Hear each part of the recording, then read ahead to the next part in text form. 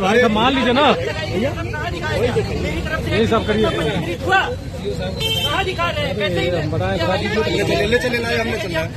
अधिकारी मैंने चल रहा, चलिए आप चलिए ले करिए। कैसे कह दिया हमने किया, सुनिए, आपने कुछ नहीं किया।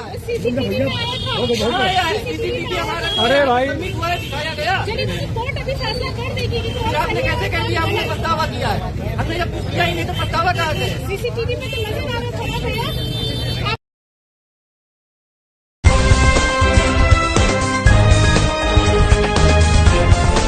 देश और दुनिया की तमाम छोटी और बड़ी खबरों के लिए हमारे चैनल को सब्सक्राइब करना न भूलें और बेल का बटन जरूर दबाएं।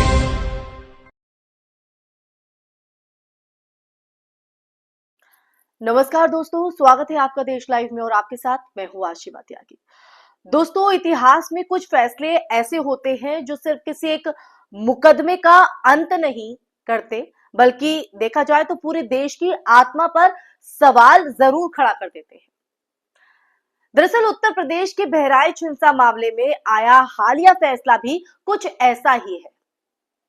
एक ऐसा फैसला, एक ऐसा अदालत जो संविधान और कानून की शपथ लेकर बैठती है, जब अपने फैसले में भारतीय दंड संहिता या दंड प्रक्रिया संहिता के बजाय मनुस्मृति का जो हवाला है वो देती है, तो ये सिर्फ एक न्यायिक आदेश नहीं रह जाता, बल्कि ये संकेत बन जाता है दोस्तों कि क्या भारत का न्याय अब संविधान से नहीं बल्कि किसी धार्मिक ग्रंथ से संचालित होने जा रहा है। आज हम इसी सवाल के इर्द गिर्द इस चर्चा को रखेंगे दोस्तों। चर्चा में आगे बढ़ेंगे उससे पहले आप लोगों से अपील, इंसाफ की आवाज को बुलंद करने के लिए और सच्ची पत्रकारिता के लिए हमारा यानी देश लाइव का सहयोग करें। साथ ही डिस्क्रिप्शन में दिए गए लिंक को ओपन कर ज्वाइन बटन दबाकर आप हमसे यानी देश लाइव से सीधा जुड़ सकते हैं दोस्तों। तो दोस्तों, वापस आज के मुद्दे पर पहुंचते हैं। मामले का तथ्यात्मक संदर्भ आज करने की कोशिश करते हैं कि हम क्यों चर्चा कर रहे हैं। बहराइच हिंसा में राम गोपाल मिश्रा की हत्या के मामले में अतिरिक्त सत्र न्यायाधीश पवन कुमार शर्मा ने मुख्य आरोपी सरफराज को फांसी और अन्य 9 अभियुक्तों को आजीवन कारावास की सजा सुनाई है।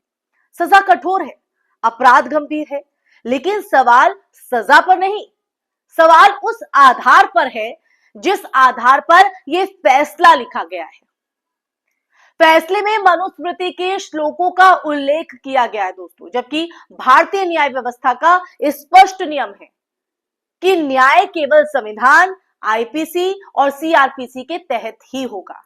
लेकिन तब भी यह फैसला लिखा गया, जिसके चलते न्यायिक प्रक्रिया पर सवाल खड़े होते हैं। ये कोई मामूली लापरवाही नहीं है दोस्तों, मामूली लापरवाही नहीं कही जा सकती।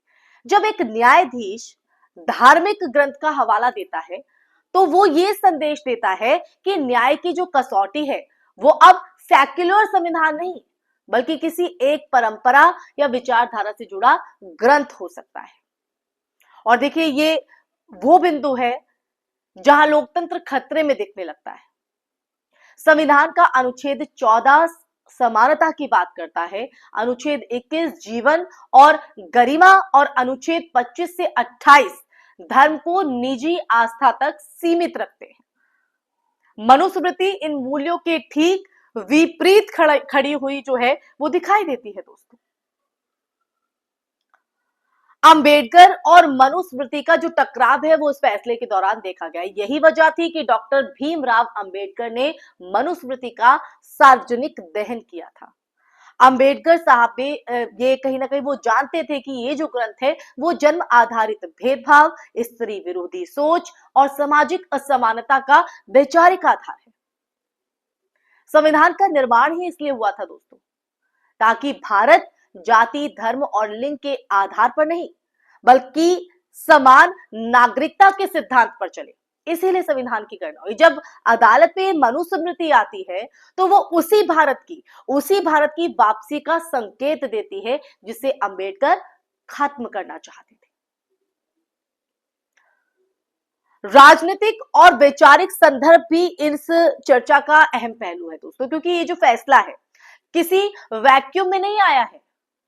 पिछले कुछ सालों में आप देखिए, और हमने देखा भी है कि शिक्षा पाठ्यक्रमों में संविधान और सेक्युलरिज्म का जो सिकुड़ता स्थान धार्मिक प्रतीकों का सरकारी मंचों पर बढ़ता इस्तेमाल, भीड़ के न्याय का सामान्य हो जाना और मीडिया ट्रायल का चलन, ये सब मिलकर एक बड़े पैटर्न की ओर इशारा करता है दोस्तों, जहां संवैधानिक राष्ट्र को धीरे धीरे एक वैचारिक राष्ट्र में बदला जा रहा है।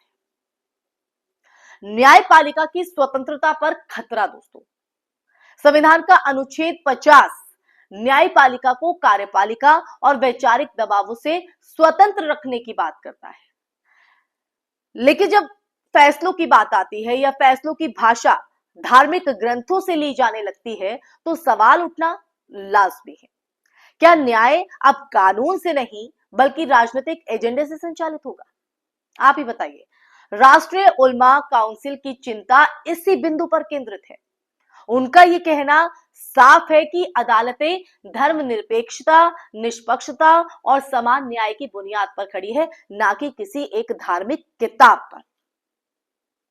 लोकतंत्र कैसे खत्म होता है? आप ही बताइए दोस्तों, कैसे खत्म होता है? लोकतंत्र कभी एक दिन में खत्म नहीं हो जाता है और ना ये ऐसे खत्म होने वाली चीज है। वो धीरे धीरे कमजोर होता है या किया जाता है, कभी शिक्षा से, कभी मीडिया से, कभी न्यायपालिका से।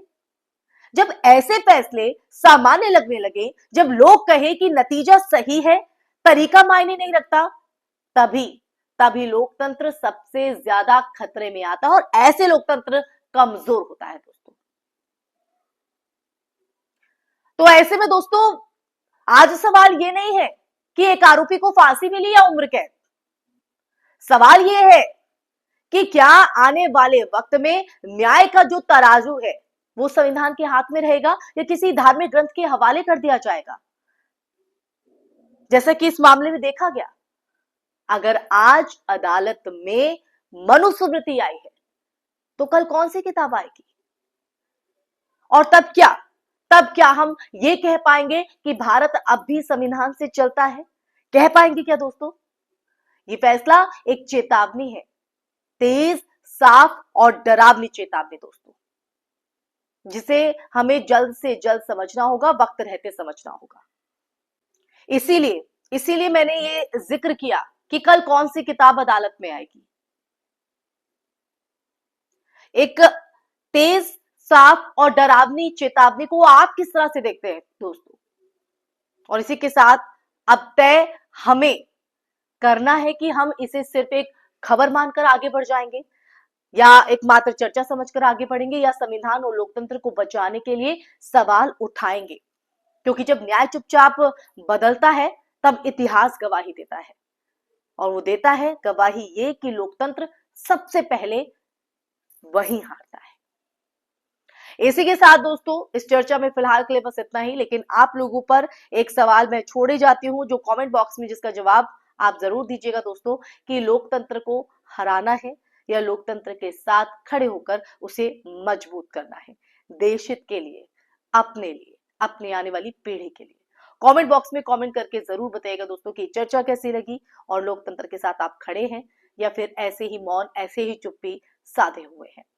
इस वीडियो को ज्यादा से ज्यादा शेयर भी कीजिएगा दोस्तों, हमारे चैनल देश लाइव को सब्सक्राइब कीजिएगा। फिर हाजिर होंगे कि ऐसे ही विषय के साथ, तब तक के लिए अपना ख्याल रखिए।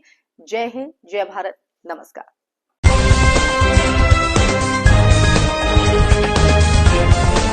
देश और दुनिया की तमाम छोटी और बड़ी खबरों के लिए हमारे चैनल को सब्सक्राइब करना न भूलें और बेल का बटन जरूर दबाएं।